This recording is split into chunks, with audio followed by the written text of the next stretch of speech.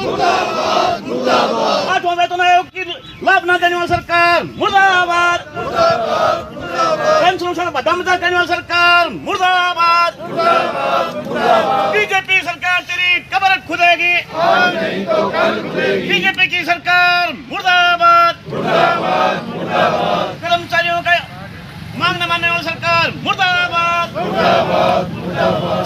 संघर्ष सानी मांगे जिंदाबाद जिंदाबाद जिंदाबाद। लड़ेंगे लड़ेंगे जीतेंगे जीतेंगे। आज रिटायर्ड कर्मचारी संघ की तरफ से जिला उपायुक्त कार्यालय पे धरना दिया गया। इस धरने में क्या क्या मांग और मुद्दे रहे, उन्हीं पे बातचीत करने के लिए हमारे साथ रिटायर्ड कर्मचारी संघ के जिला प्रधान और उनकी पूरी टीम हमारे साथ खड़ी है।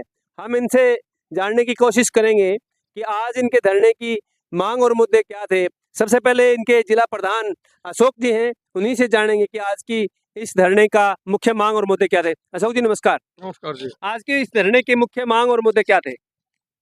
आज 22 तारीख के लिए पूरे हरियाणा के अंदर हर जिला तरफ के ऊपर जो 25/3/25 को विधेयक पेश हुआ है संसद के अंदर, उसके विरोध के अंदर जो कि 31/12/25 तक जो भी आदमी रिटायर होगा, किसी भी व्यक्ति को कोई भी लाभ नहीं मिलेगा 8वें वेतन आयोग का। ये पहला कुठाराघात रिटायर कर्मचारी संघ पे किया गया है।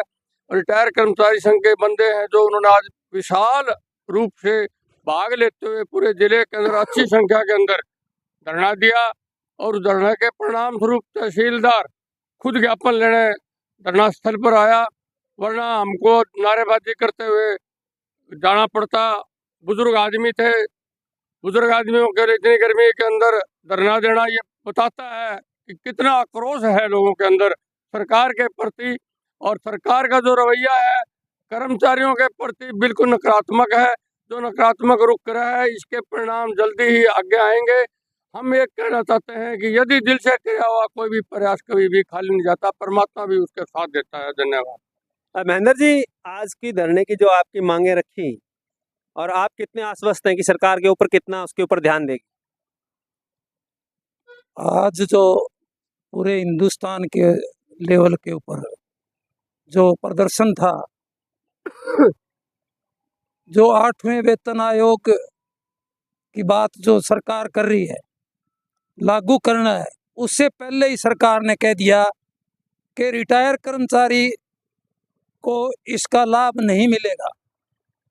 हम कहना चाहते हैं सरकार से कि आपके जो लोग MP MLA जो चुने गए थे और जो वो आज मंत्री नहीं है, उनके ऊपर तो लागू होगा।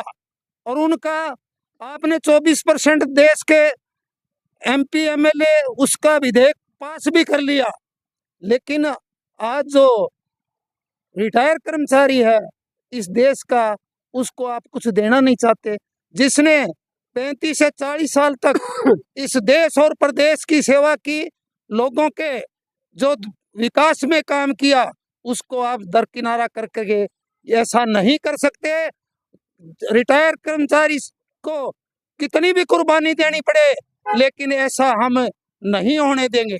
आज कमाल की बात सबसे बड़ी, जो देश की सुरक्षा के अंदर BSF CRP के जवान जो बॉर्डर के ऊपर इस देश की सेवा कर रहे हैं, उनकी पेंशन बंद कर दी। एक बार MLA MP 3 बार MLA MP बनता है, वो 3-3 पेंशन लेता है, देश और प्रदेश को लूटता है और उसके बावजूद वो पेंशन लेता है। ऐसी दोगली नीति नहीं चलेगी। हम सरकार के साथ कितनी भी बड़ी टक्कर लेनी पड़े, कितनी भी बड़ी कुर्बानी देनी पड़े, हमने सब कुछ देख लिया, सब कुछ खा पी लिया। अब आर पार की लड़ाई सरकार के साथ होगी, ऐसा नहीं होने देंगे, ये हमारी सोच है। किशोरलाल जी, आपने अभी धरना दिया, महेंद्र जी अभी कह रहे हैं कि आर पार की लड़ाई लड़ेंगे। निश्चित तौर पे बड़ा सवाल है कि आर पार की लड़ाई लड़ेंगे। अगर सरकार अब इसमें 8वें वेतन आयोग में नहीं जोड़ती रिटायर्ड कर्मचारी को, तो आप किस तरह के कदम उठाएंगे? हम जो आपने सवाल किया है उसके ऊपर ये है कि हम जितने भी हमारे रिटायर साथी हैं उनको साथ लेंगे, धरना प्रदर्शन करेंगे और जहाँ तक होगा, अब जैसे हमारे साथी इन्होंने भूख हड़ताल की थी पूनम जी ने, वैसा हुआ मौका हम भी ऐसी की, ऐसी पूरी हड़तालें भी करेंगे, भूख हड़ताल करेंगे। और हड़ताल तो हमारी रही नहीं जब रिटायर हो चुके हैं। बाकी भूख हड़ताल प्रदर्शन हम करेंगे और बाकी साथियों को साथ लेकर भी हम प्रदर्शन करते रहेंगे और हम अपनी मांग मनवा के रहेंगे। धन्यवाद। निश्चित तौर पे ये बहुत बड़ा सवाल है कि कर्मचारी कह रहे हैं कि हम जब तक हमारी मांगे नहीं मानी जाएगी तब तक लड़ेंगे। और ये इन्होंने एक बहुत बड़ा सवाल खड़ा किया कि देश की सुरक्षा के लिए जो लोग लड़ रहे हैं, वो चाहे बीएसएफ के जवान हैं, चाहे वो आर्मी के जवान हैं, चाहे वो सीआरपीएफ के जवान हैं, उनकी पेंशन भी नए कर्मचारियों की बंद कर दी गई। और हरियाणा में विशेषकर एचकेआरएन जैसा एक महकमा बना दिया गया जिसमें किसी की कोई जवाबदेही नहीं है, कोई कर्मचारी सरकार का नहीं है। तो उनके लिए तो पेंशन नीति अपने आप में ही बेईमानी बन गया। ये बहुत बड़ा सवाल है। पेंशन किसी भी समाज के नागरिक के लिए एक वो काम होता है जो उसके एक उम्र के बाद, 60 साल की उम्र के बाद, उसको एक सुरक्षा देता है, एक विश्वास देता है कि मेरे पास अपना तमाम तरह का जीवन को बेहतरी से जीने के एक साधन है। और जब वही कोई सरकार अपने देश के नागरिकों से वो एक सुरक्षा छीनना चाहती है तो वो सबसे बड़ा हमला उस समाज के नागरिकों के ऊपर होता है।